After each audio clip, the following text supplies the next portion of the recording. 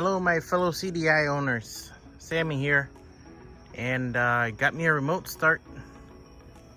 Very plug and play, very easy to install. Took me an hour to install. I had to program it with the web link for my computer for this specific vehicle, and I also programmed the start delay because it's a CDI, so we need the glow plugs to warm up the engine. Very nice, very easy. Uses the OEM remote. 3 times lock button gets it to start.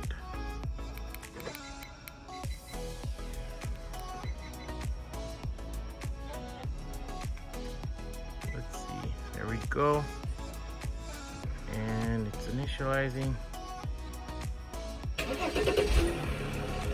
And there we have it, remote start, plug and play, super simple, super easy. Almost anyone can install it. Has a lot of features. I can add a car link to it where I can start it from my cell phone, lock it from my cell phone, all that good stuff for an extra $100. This kit, I was very lucky. I got it on eBay. The remote start kit. Usually this one right here, this is the one you guys need. Very easy, plug and play. It's Flashlogic FLRSBZ2.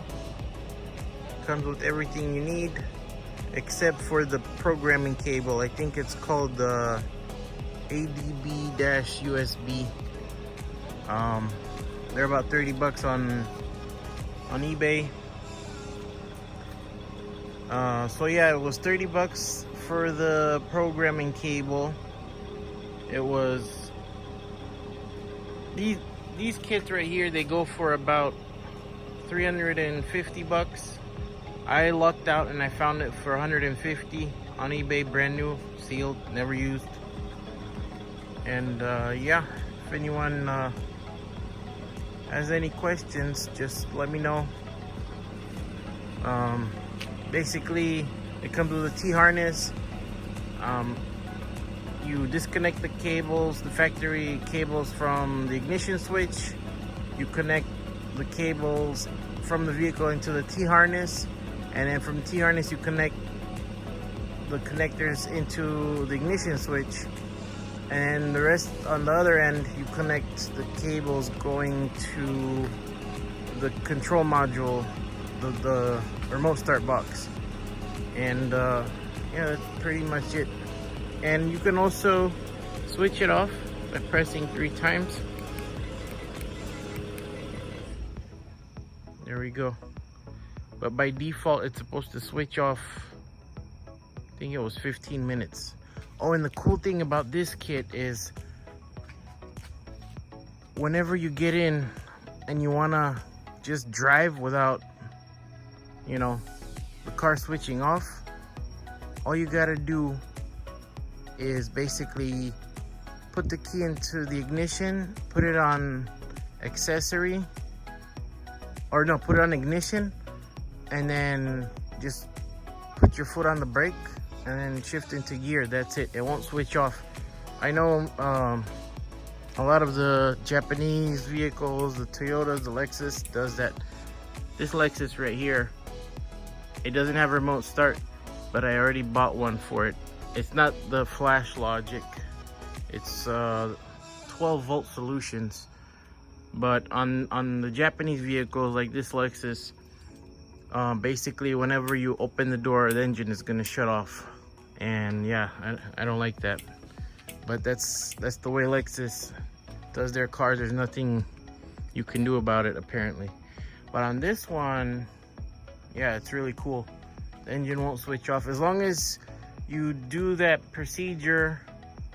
You put the key in the ignition, put it on ignition, and put it into gear. It should be fine. But if you don't do it within 25 seconds, I think, then it'll switch off because you open the door basically. But yeah, any questions, let me know. I will update, probably add another video after I install the CarLink so I can start it for my phone and stuff.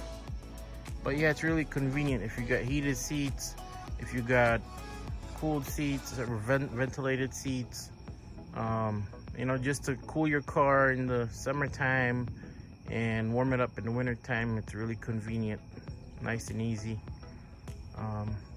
But yeah, that's pretty much it. And haven't had any new videos recently or in a while because of the whole COVID situation. I've been basically babysitting because my kids are not physically in school. My son is homeschooling on his iPad and stuff, and my daughter, she was going to K2 because she's 2 years old, but they don't have anything for K2 at home, so my attention is with her most of the day and I haven't had the time. But I'm glad I got this done.